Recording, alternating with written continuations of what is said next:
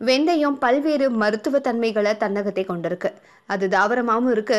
வெந்தயத்தை பொடி பண்ணி சாப்பிடக்கூடிய வகையிலையும் இருக்கு. உணவுப் பொருட்களுக்கு மணத்தை ஊட்டுறது மட்டும் இல்லாம சத்துக்களையும் தருது.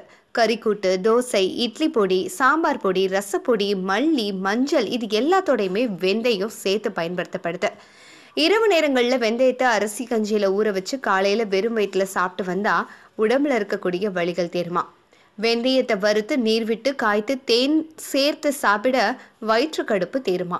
திடீர்னு ஏற்படக்கூடிய வயிற்று வலிக்கு வெந்தயத்தை நெய்யில வறுத்து பொடியாக்கி மோர்ல கலந்து குடிக்க அந்த வலியும் தீருமா.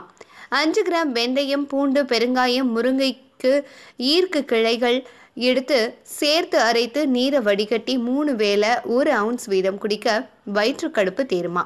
இரவுல வெந்தயத்தை தயிர்ல ஊற வச்சு காலையில் அரைத்து சிறிதளவு தேன் சேர்த்து சாப்பிட வயிற்றுப்போக்கு தீருமா. வெந்தயத்தை நீராகாரத்தில் ஊற வச்சு இரவுல படுக்கிறதுக்கு முன்னாடி சாப்பிடணுமா. தோசைக்கு சேர்க்கும் உளுந்தோட சிறிதளவு வெந்தயத்தையும் சேர்க்க நல்ல பலன் கிடைக்குமா. 20 கிராம் வெந்தயம், 50 கிராம் வெங்காயம் இரண்டையும் 1/2 லிட்டர் விளக்கெண்ணெயில் காய்ச்சி வடிகட்டி பாலில் அரைத்து கரண்டி எண்ணெய் விட்டு காலையில் 20 நாட்கள் குடித்து வர கணைச்சூடு குறையுமா.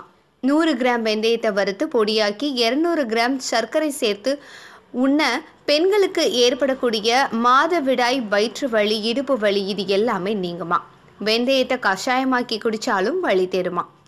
200 கிராம் வெந்தயத்தை பாலில் ஊற வச்சு மீண்டும் இளநீரில் ஊற வச்சு உலர்த்தி பொடியாக்கி கற்கண்டை சேர்த்து காலை உணவுக்கு பின் 1 கரண்டி சாப்பிட்டு சுடுநீர் அல்லது பால் சாப்பிட்டு வர 40 நாளில் உடல் பலம் ஏற்படுமா, ஆரோக்கியம் பெருகுமா. ஊற வைத்த வெந்தயத்தை அரைச்சு பருவில் பூச பருவோடைய மறு கூட மறைஞ்சிருமா. தேங்காய் எண்ணெயில் வெந்தயம், கற்பூரத்தை போட்டு ஊற வச்சு தேய்த்து குளிக்க பேன், பொடுகு ஒளியுமா.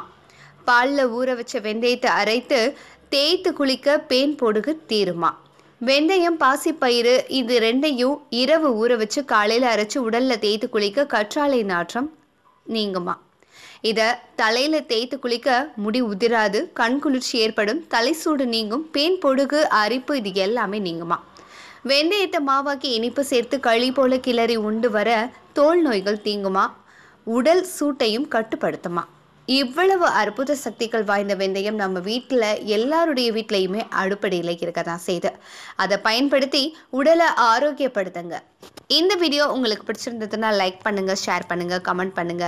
இதை பற்றி நீங்கள் என்ன நினைக்கிறீங்க நம்மளுடைய கமெண்ட் செக்ஷனில் மறக்காமல் பதிவிட்டு இன்ஃபோநெட் சேனலை சப்ஸ்கிரைப் பண்ணி பெல் ஐகான் ப்ரெஸ் பண்ணுங்க. நன்றி.